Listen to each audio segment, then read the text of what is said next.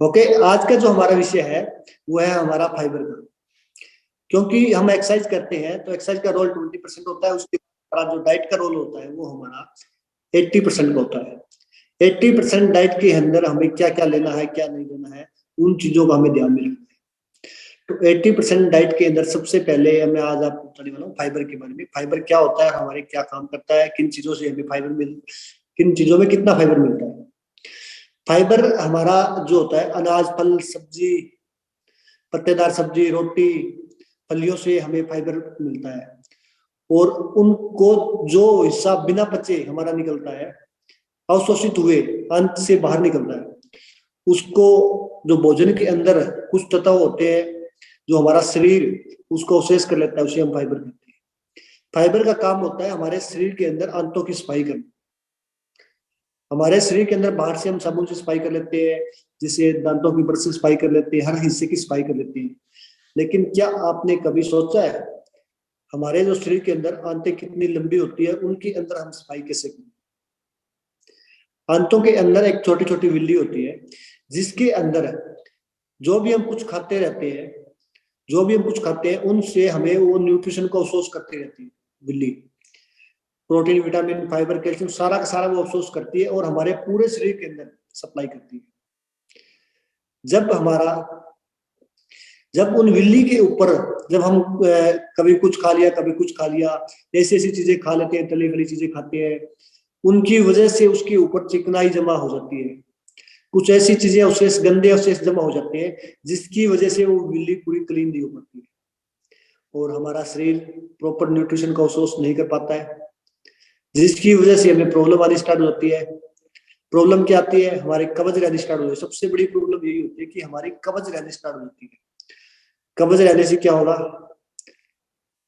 पेट की बीमारी सबसे बड़ी बीमारी होती है कब्ज। कब्ज रहने से बहुत सारी बीमारियां आने लग जाती है शरीर के अंदर। और कब्ज रहने से आपका पेट भी बड़ा होने लग जाएगा, पेट फूलने लग जाएगा। धीरे धीरे आप कहोगे हमारा पेट इतना बड़ा किससे हो गया। और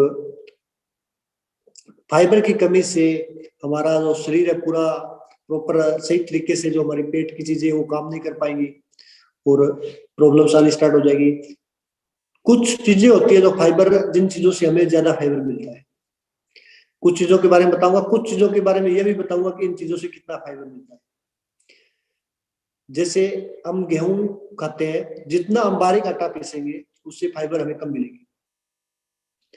अगर आपको फाइबर की मात्रा ज्यादा लेनी है तो गेहूं का जो मोटा आटा होता है, जिसको छाछ बोला जाता है, अगर उस चीज का हम ज्यादा यूज करते हैं तो हमारे खाने के अंदर फाइबर की मात्रा ज्यादा होगी।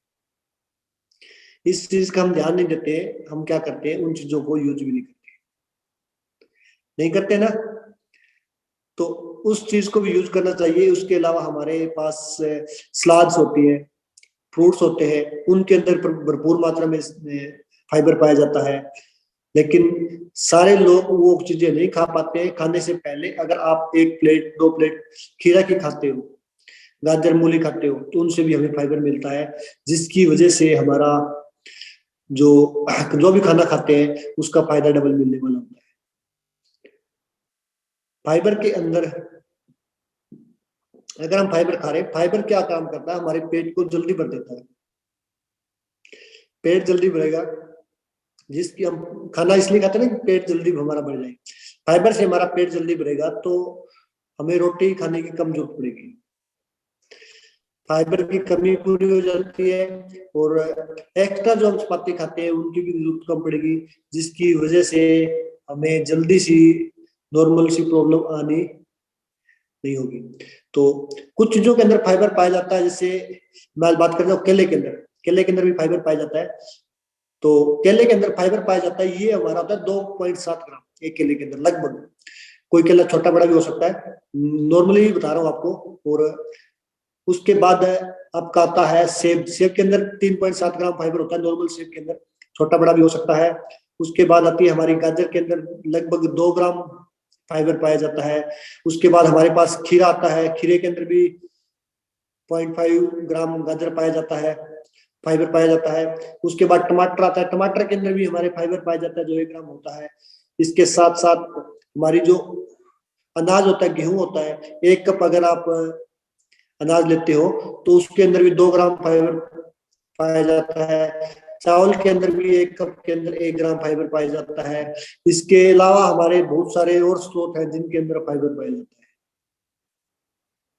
अगर आप फाइबर वाली चीजें लेते हो तो आप हेल्दी रहोगे, स्वस्थ रहोगे।